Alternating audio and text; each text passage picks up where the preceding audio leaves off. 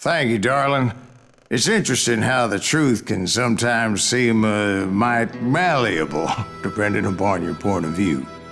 Like how those dime novels make you out to be something you're not? Jack, don't be starting trouble. No, he's right. They do tend to exaggerate. Did they exaggerate your part in taking down the Daltons? Well, I was there in the flesh, boy, so I saw what happened firsthand.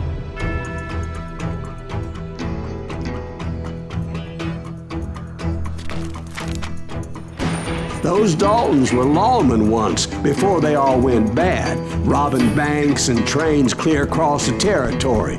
Until Coffeeville, of course. I was one of the citizens who took up arms that day. Fighting on the side of the riot? I did my best, sir. We all did. It was early morning. One of my friends was a local gunsmith, and he handed out firearms to anybody who'd take one. You see, the Daltons got it in their heads to rob 2 banks at the same time. 2 banks on the same damn street. Story was Bob Dalton's girl was always writing about how he had no ambition. Well, the locals recognized the Daltons right off. Before they could get away, half the town took up arms to defend their property.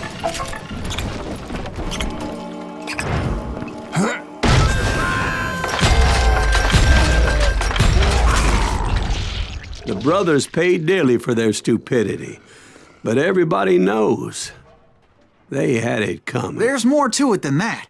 I read all about that day, so I know for a fact that it went down very differently.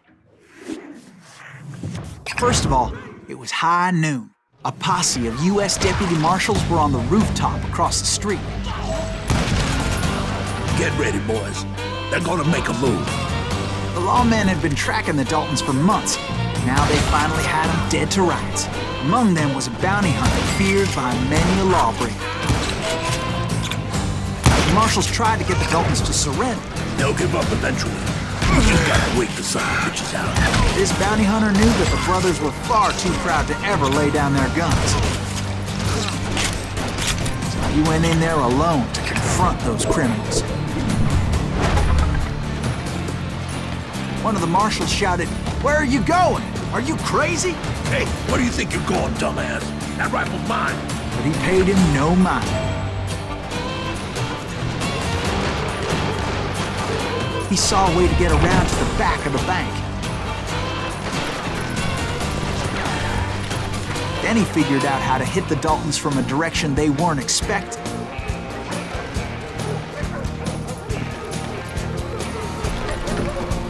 From above. Fortunately, a water tower was right there. A moment later, he was climbing up a steep ladder, laughing at danger as he did.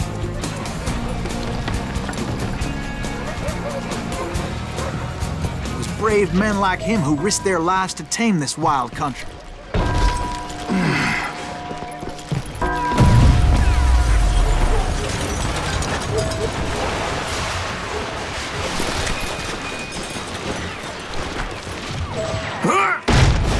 We've got company.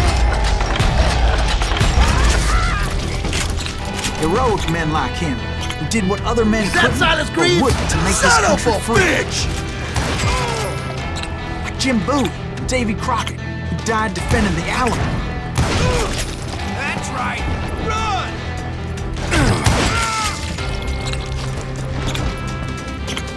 Over there!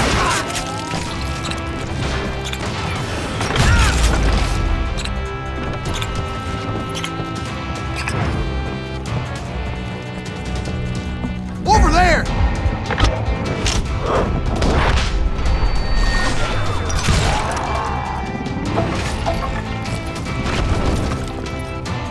That's Silas Greaves. What the hell? Blam! Blam! He came away victorious, taking down those thieving Daltons. His name was Silas Greaves, and when the dust finally settled, he was the last man standing. Sorry, kid, but that just wasn't the way it happened.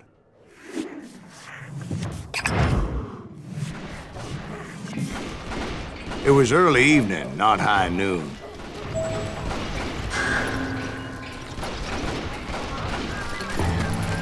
I was late to the party and Coffeyville was already up in arms. The Daltons blew up a safe and were all set to hightail it out of there. Those pathetic deputies surrounding the bank were dropping like flies.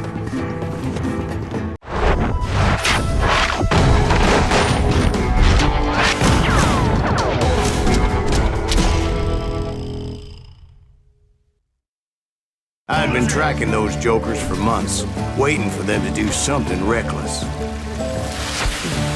And finally, they did. Those stupid bastards decided to rob 2 banks at the same time in the same town where everybody knew them. But they still had friends in Coffeyville.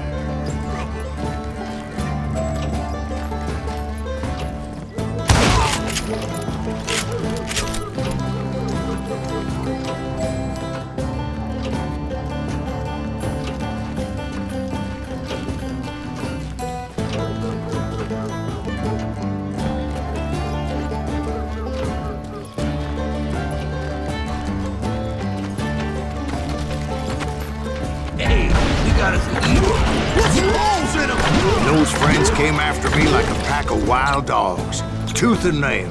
They were coming at me from all directions. I caught sight of the Daltons running with the money and didn't want to lose it. Problem was, they knew the town better than I did. And to top it off, I found myself in the middle of another shootout entirely. Did the Daltons hole up in somebody's house? No, it was the Smiths, I believe. We gotta get out of They here. were cousins of the Daltons. They were shooting at the Browns, who were shooting at the Daltons. Which wasn't any surprise, because those 2 families have been feuding forever. And since the Joneses are related to the Browns, they shot at the Smiths, pissing off the Heimhoffers, whose daughter recently married a Smith. Well, bullets were flying every which way as all the old feuds in Kansas caught fire all at once. There was a hell of a lot of pissed off people in Coffeyville that day. But that's just the way life is sometimes. Shit happens.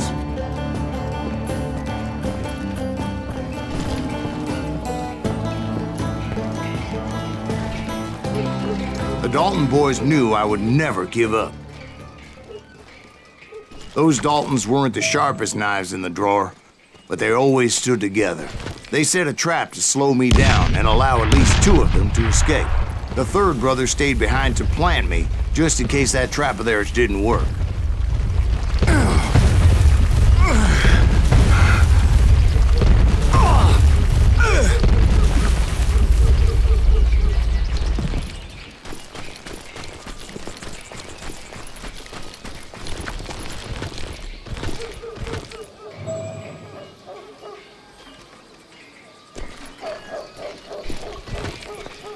It was Emmett, the youngest, and he decided to stand his ground and face me down.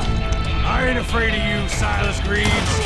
This is where it ends for you. He was determined to protect his brothers, and I understood how he felt. Taking me on all by his lonesome wasn't exactly a recipe for a long life. But Emmett Dalton survived the robbery in Coffeyville. He's the only Dalton who did. They say he was shot 23 times. Well, Dwight, who do you think put all those damn holes in him? But I have to admit, that boy had grit.